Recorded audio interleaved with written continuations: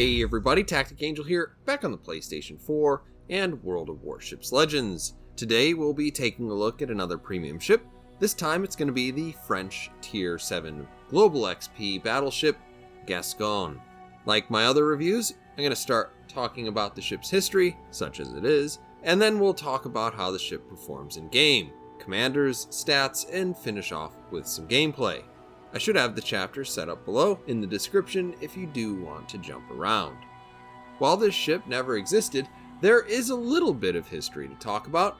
The Richelieu class of battleships was initially intended to include 4 ships: the Richelieu, the Jean Bart, a ship called the Clemenceau, and the Gascogne. The French were able to complete the Richelieu during World War II. The Jean Bart did participate in an incomplete state in some battles in World War II, including most notably the Battle of Casablanca, but she wasn't completed until after the war. And while armed during that time, she was kind of a hodgepodge of hand-me-down weapons during World War II. The hull of the Clemenceau was laid down, but she was never launched, much less completed. And actually, in World Warships, she'd probably have the most sensible arrangement of secondary guns, since she would have some increased ability to cover parts of her forward arcs. But I wouldn't hold any breath or even imply that World of Warships needs yet another Richelieu-class battleship. What was supposed to happen when the Jean Bart was completed was the Gascogne was to be built in the same shipyard. Since the Jean Bart wasn't properly completed, obviously, that means the Gascogne would never have come to being. But there were plans for her, so she's not completely made up. It's likely, had the Gascogne been completed, she'd have at least been considered part of her own subclass, if not an entirely different class of battleships. She would have been built on the same general hull as the Richelieu. However, it is very likely that significant rework of her interior compartments would have been necessary in order to facilitate the changes in her turret arrangement. Also, the positioning and length of the main belt would likely have also warranted some modification to better protect the vital areas of the ship. As you can see, the entire superstructure would have had to have been shifted significantly forward, and of course, though the turret of the ship does appear to be a thing that just kind of sits on the deck of the ship, in reality, the entire turret structure extends several levels down into the hull. And it's those hidden parts that tend to be the parts that explode in ways that are really threatening to a ship's survival. Now, some of you may think this is a more natural turret layout, especially given the French reputation of, say, moving away from the enemy. Then you will probably also be amused that the French considered a design with both guns positioned behind the mounted tower. The Gascogne was originally intended to be laid down in August 1939, however she was delayed until at least May of 1940, which was coincidentally the same month that Germany invaded France. Thus, all plans to construct the Gascogne were halted. The actual depiction of the Gascogne is, some would say, a little confused since she has an older style of secondary turret than what you will find on the Richelieu, but also has anti-aircraft guns that implies a refit, probably coming from the Americans. When we talk about the Gascogne in-game, I think it's important to address that I'm probably not the ideal candidate to review this ship. I do understand approximately how she's supposed to be played, but it's just not the type of gameplay that really interests me. That said, the Gascogne is your average 15-inch battleship that you could play for free with ships like the Bismarck, Vanguard, or Richelieu. It's certainly not noticeably more accurate than at least 2 of those 3 ships, and even if it does share the same hull as the Richelieu, her armor does seem a bit different, though I can't confirm this other than by experience. I will say, given its more traditional layout though, it's probably the most vulnerable of those 3, admittedly, though not by much. The relative strengths of the Gascogne lie in her firing angles, which are better than you'll find on the Vanguard or Bismarck, but if you consider it on any practical level, quite a bit worse than the Richelieu or its premium counterpart, the Jean Bart. Where you start to run into problems is that the Gascogne, when playing those angles, is a lot more vulnerable to damage than either the Vanguard or Bismarck, both of which are known to take really depressing amounts of damage as it is. Of those 3 ships, the Gascogne is most likely to suffer catastrophic damage if forced to execute a turn in front of enemies. I realize comparing any ship to the Bismarck can be pretty rough, since the Bismarck does imply a certain meme style of gameplay, which is awesome, but that at least is a long way away from what you want to do with this ship. Also, the Bismarck, no matter how hard you try, is going to be a little bit less accurate than the Gascogne. More to the point, looking at other 15-inch battleships that you would want to play at medium or long range, the Vanguard and fully upgraded Richelieu don't have an aircraft consumable. And while the Gascogne is plagued by the same sort of WTF salvos that other French battleships also enjoy, this is the type of ship where I'd wholeheartedly suggest a spotter aircraft rather than going out there with a fighter. Because it can, with everything else at least, make a pretty significant difference in the outcome of your salvos. Unfortunately, when it comes to bow tanking a corner or making an offensive push, the Gascogne is simply not a very good ship for traditional types of offensive French gameplay. Though I'm sure that the player base will appreciate that this ship will quite often be found humping the Jean Barriere.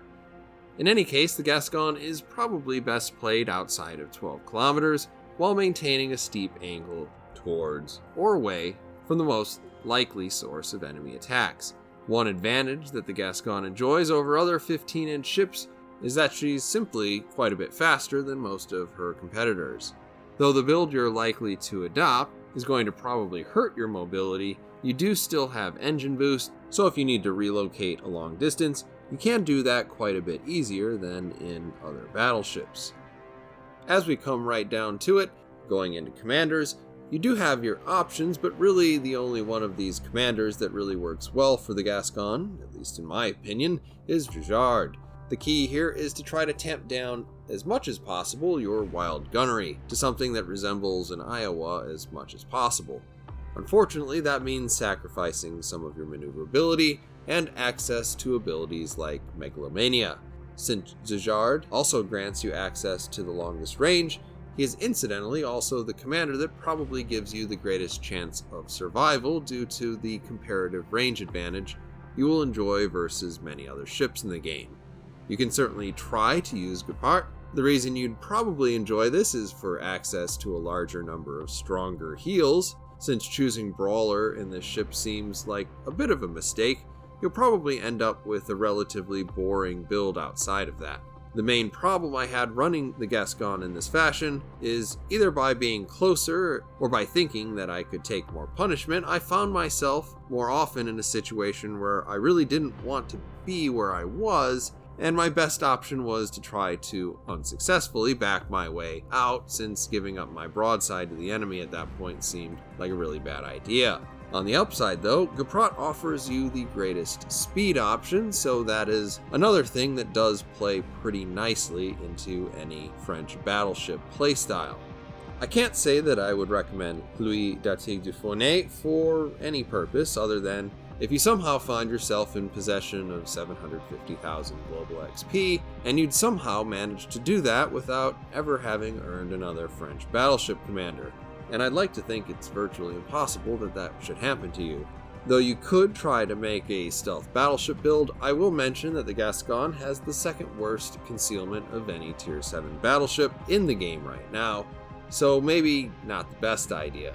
With that out of the way, the only other abilities here that makes Du Fournet unique after that is the ability to ram people with less risk to your personal injury, improved speed, and fully packed. And I think all of those probably have somewhat less appeal, particularly after the legendary rework.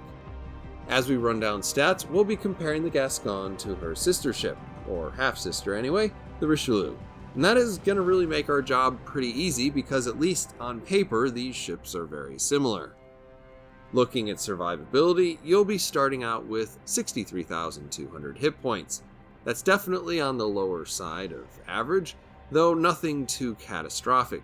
Your armor ranges from 18 to 430 millimeters of armor, and you have a 35% torpedo resistance, which is pretty good.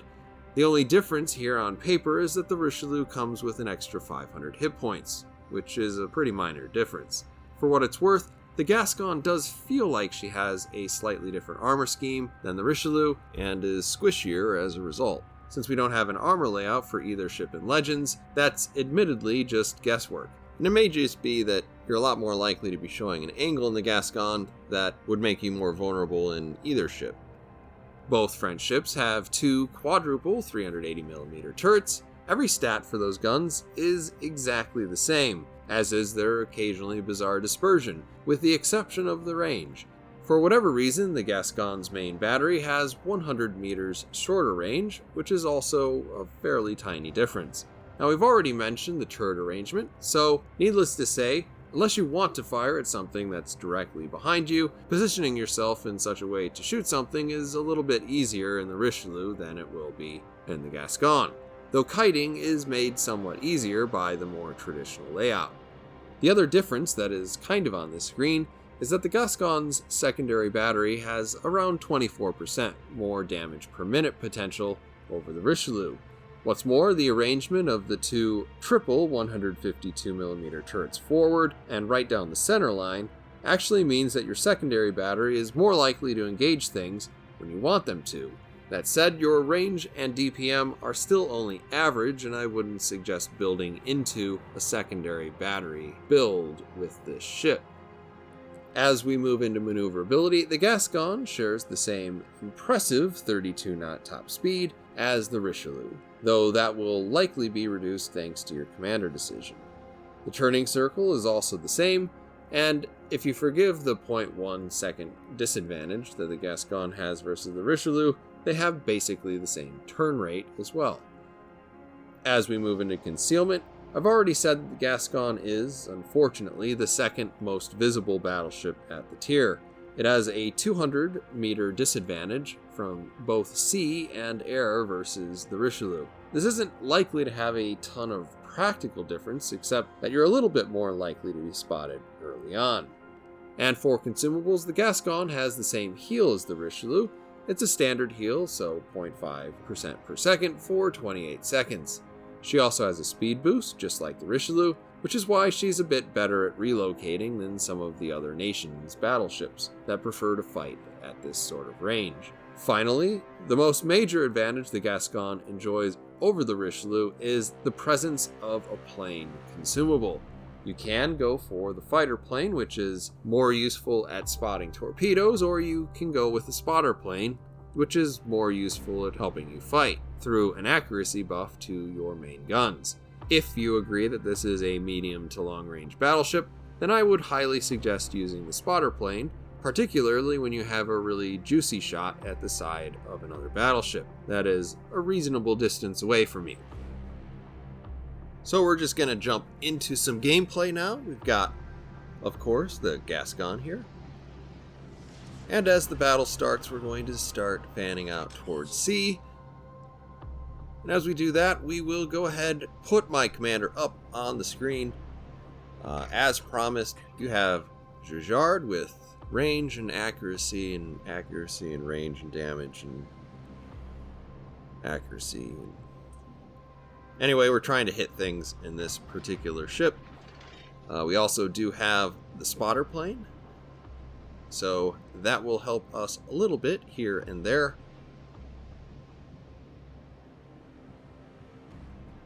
Unfortunately, some of the modifications that we've made to this ship have made it just a little bit slower.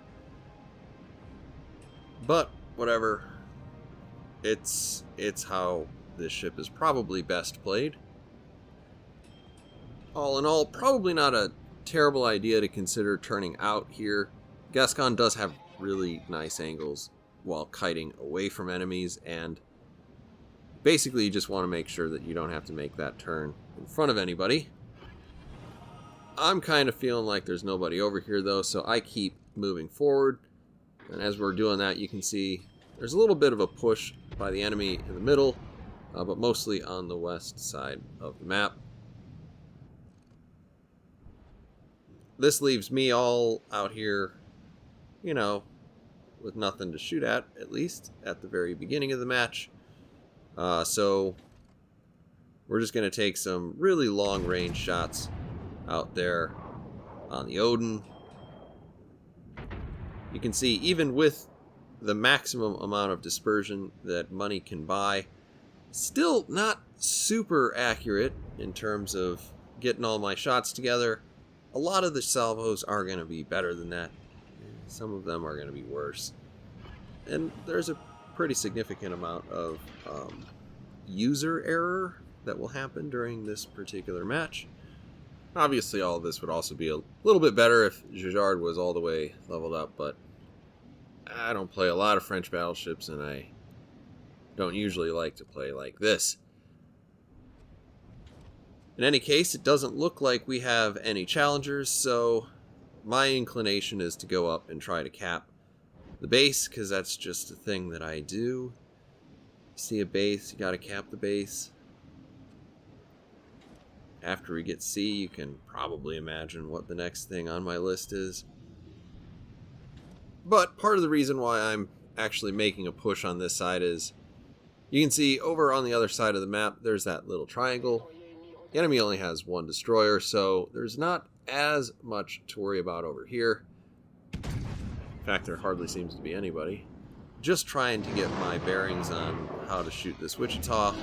I'm going to have to try to sneak it over that mountain. And just barely do with a couple of overpens. And obviously, using a different control setup than a lot of people, that is, of course, preset number 2 does have a shell follow view. It does not have the gun lock. So, we all pay the price for our choices. Aiming out there on the Tirpitz. Tirpitz looks like he's getting out of here. That grouping looks pretty good. Unfortunately, we straddle the ship with several of them landing a little short. Unfortunate. Not a lot of damage there. Now it does look like he is turning out. So I'm considering where I want to place these. Sometimes a little bit of a guessing game, and obviously you can see I guessed incorrectly about how much he wanted to turn out. Land just a couple of shells against the backside of his ship, and don't really walk away with anything.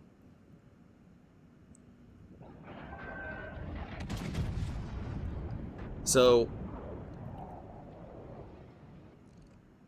while this isn't a really particularly good example so far of what you want to do in this ship, it might be a good example of if you're not really confident in your shot, this might be not a great ship for you, because due to the more traditional layout of the ship guns, and also the fact that if you do get in there close, you can take some pretty terrible damage, this boat might not appeal to people who like to play at closer ranges with more high percentage shots.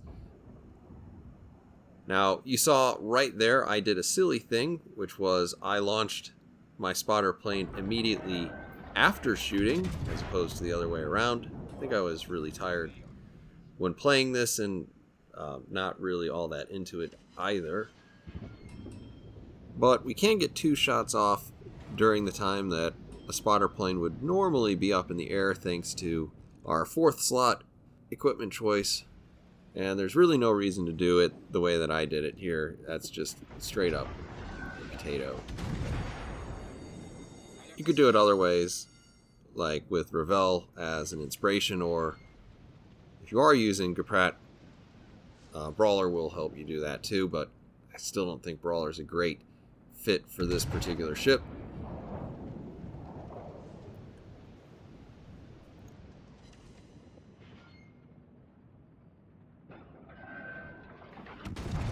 We throw it into reverse, put some shells out there on the Odin again, actually walk away with the Citadel, which is improbable. And with that, we have almost clawed this back to even. Our ships on the west side are struggling a bit with the enemy push. Obviously, pretty much everybody on the enemy team got one big lemming train, and those guys look like they're just doing the best they possibly can to hold on.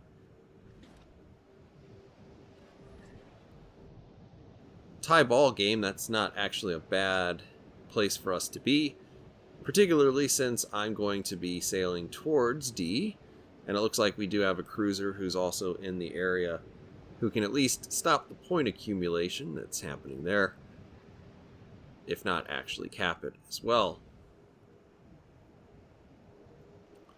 Unfortunately, I'm frustrated by the height of all of these islands. Can't really shoot over anything. So, pretty much just taking another cruise to the south side of the map.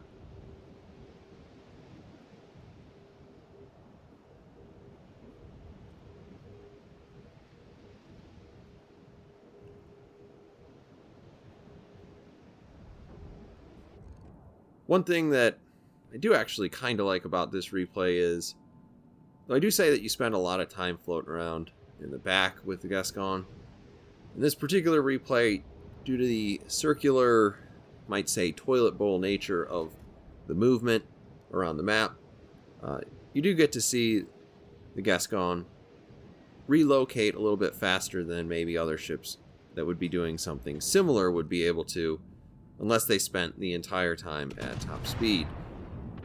Obviously, we loitered around in sea for a bit and took our time shooting. Now we've made it all the way to the enemy base, and we've got more than a third of the game left. So, it says something about the maneuverability of this ship.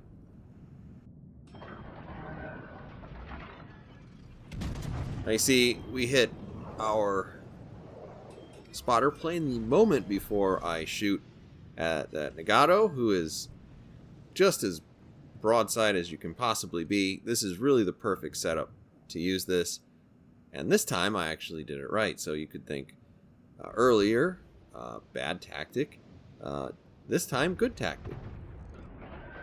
And even if the plane isn't up in the air, at least the animation, I do get that bonus for as long as the consumable's active, so I'm going to be able to sneak in a second shot here by the time it lands. And we get another 2 pens, finally making up our hit points in terms of damage. We're at just a little shy of 70,000. That Nagato hit an island, and I very much intentionally hit this island because I just wanted to get my rear turret back in the game, and it didn't look like I was really offering up too terribly much in order to do that. Just try to sneak a shot over the island again, but obviously that doesn't work at all. So we've got 2 ships, and they look like they're both way over on the west side. So I'm starting forward again. I'm gonna try to rotate my rear turret around so that I can engage them. When I see that the Tirpitz is actually moved more north, and it's not actually where I expected it to be. That said, I do expect the Vanguard to also be more north due to its previous position, and I'm not disappointed. So we're getting our second turret back around to where it started.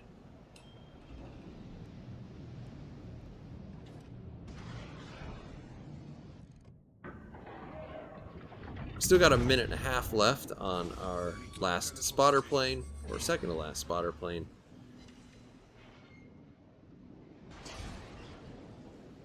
But at this point, I'm really counting on the folks on my team taking out the enemy Lyon while I am charging in towards this Vanguard.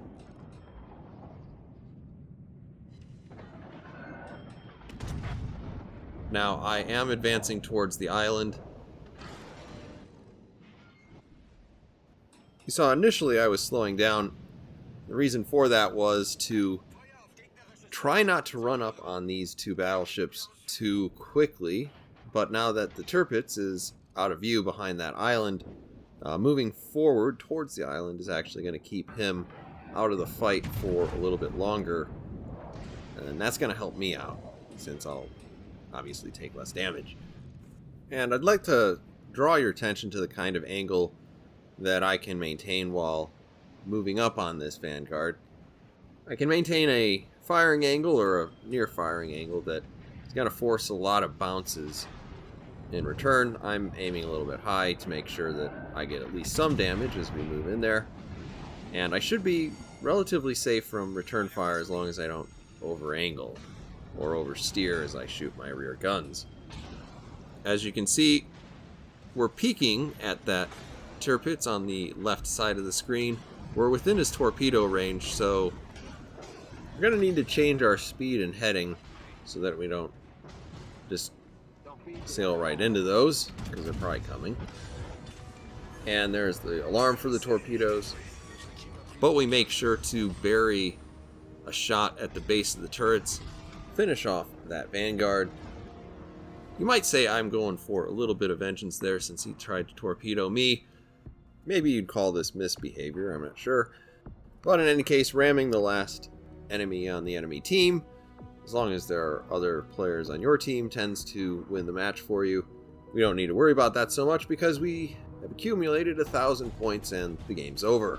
We do walk away with the victory. Overall, Gascogne, not exactly my cup of tea. I don't think she's anything terribly special, but if you do like to play the more sniper battleship, this is definitely a ship that does have a few unique qualities. The angles honestly aren't that bad. I just find it to be a little bit boring. The nice thing about it over the Richelieu is, of course, that spotter plane. For those of you who were really hoping the Jean Bart would come out as a global XP ship, I kind of feel like this is saying, don't hold your breath. If you're looking at this and thinking, is it a replacement for the Jean Bart? I would say no. The two playstyles are very different. But in any case, those are my thoughts on the Gascogne. Thank you everybody for watching. Let me know what you thought down in the comments section, and I will see you on the next one.